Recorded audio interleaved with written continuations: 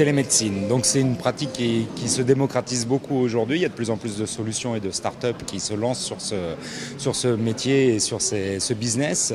Et ça pose un certain nombre de questions aujourd'hui, tant du point de vue du patient que du praticien, pour savoir finalement quelles sont les données qui vont être collectées pour mener à bien cette mission et quelles mesures de sécurité doivent être adoptées sur ces plateformes, puisqu'évidemment vont transiter par ces plateformes des informations liées à la santé des patients qui l'utilisent. Le premier conseil que je donnerais, c'est de faire confiance à des acteurs qui sont certifiés hébergeurs de données de santé ou qui disposent de certificats de sécurité liés à la sécurité de l'information.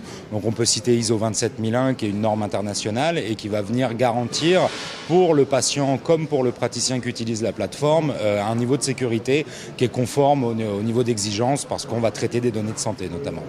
Un autre conseil, c'est d'une manière générale faire confiance aux tiers. C'est-à-dire qu'à partir du moment où dans une chaîne de valeur, vous allez faire appel à des sous-traitants ou que vous êtes vous-même sous-traitant d'une activité, c'est de bien choisir le niveau de sécurité. Aujourd'hui, il y a des certificats, des labels qui existent, donc n'hésitez pas à consulter ces labels. Demandez par exemple à votre prestataire informatique de vous fournir le certificat de sécurité ISO ou hébergeur de données de santé. C'est une prise de conscience un peu individuelle, c'est important aussi de faire attention. Aujourd'hui, il y a des grands principes de loi qui disent de ne pas notamment donner trop d'informations nous concernant. Donc c'est aussi à chaque individu de ne pas faire confiance aveuglément aux plateformes et de refuser parfois de partager certaines infos qui n'ont pas leur place dans ce type de traitement.